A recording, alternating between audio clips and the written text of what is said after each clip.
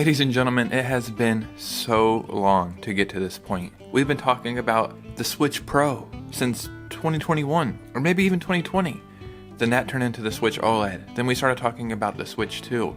We knew it was coming next year, then next year, then next year. The time is finally here. We are 24 hours away from the Nintendo Switch 2 Direct presentation. And in this video, we're going to go over some leaks, some rumors. I think we have the price finally confirmed. And I'll just talk about some stuff I hope shows up. Let's go ahead and get right into this video. That's right, 24 hours until the Nintendo Switch 2 presentation. This is kind of a crazy feeling. It's like we're finally entering this next generation, and I think the reason why it feels so strange is because the Nintendo Switch has been here for so long. There's kids who legit grew up with a Nintendo Switch. I've been playing Nintendo consoles since the NES, then the Super Nintendo, and I've played them all, you know what I mean? Except the Wii U. I kind of skipped the Wii U generation, but the Switch, it changed my life. It gave me this platform.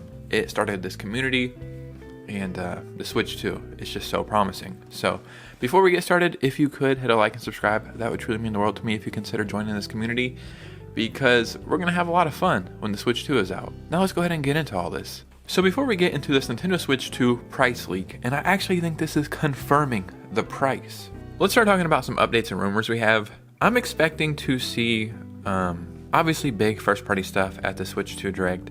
I think if you could bet on anything, I would say Mario Kart 9, a preview of a new 3D Mario game, as well as like a title. I don't think we'll see that much gameplay, maybe like a 15-second clip, and I think that's going to be a fall or holiday release or whatever.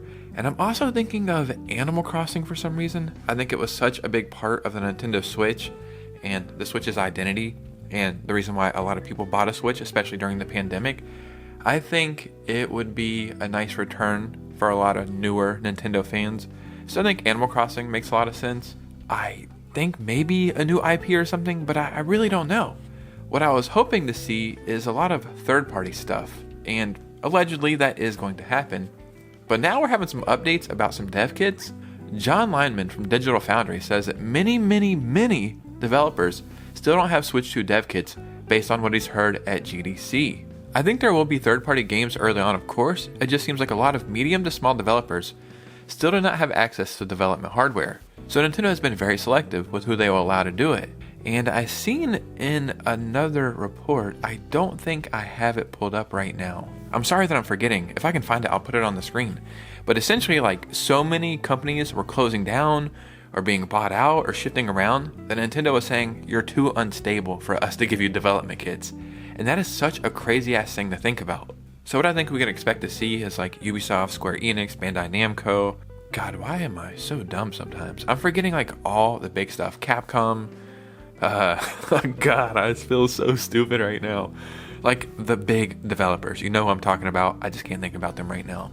And then essentially a lot of indie developers, I think we might not see like a lot of indie support until like a couple months out from the release of the console, which is fine. You know what I mean? We have the entire Nintendo Switch library. It is what it is. If we get 1 or 2 big games a month, that's more than enough, and I think that's perfectly fine. This is a brand new console.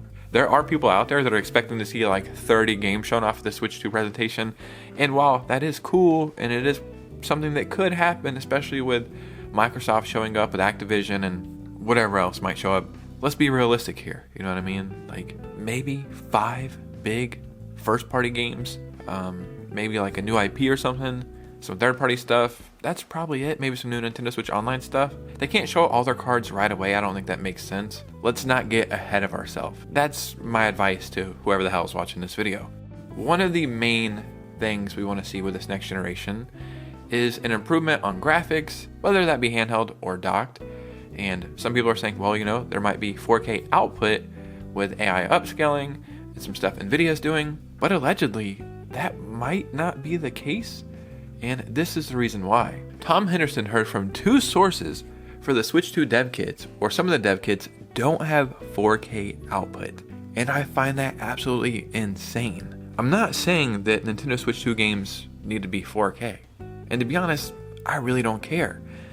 Like 4K handheld, I'm not seeing it. 4K docked, that's cool, but if you don't have a 4K TV, then what's the point?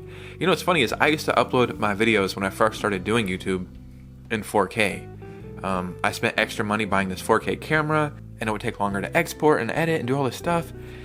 And then I realized at home I didn't even have a 4K TV at the time. And I was like, my videos don't look any different when I watch them. Why is this? And then I was talking to another YouTuber, and they're like, yeah, a lot of people don't have 4K TVs. There's really no point in doing that.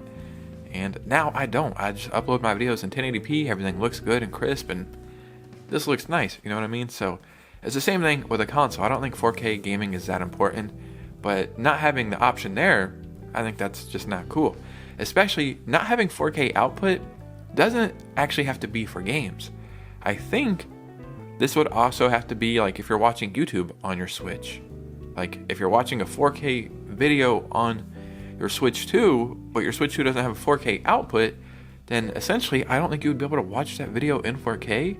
At least that's how I think this works out. Please forgive me if I'm wrong and correct me in the comments. I'd love to hear like what's going on here. But I just find this very, very strange. I think it's saying all or maybe some dev kits don't have 4K output, so maybe indie developers got something else. I have no idea. Also, I am going to be streaming the presentation in the morning. I think I'm going to start like an hour before, and I think we're going to play a little game. I think I might give away a couple Nintendo eShop gift cards for whoever can guess like the most stuff correctly.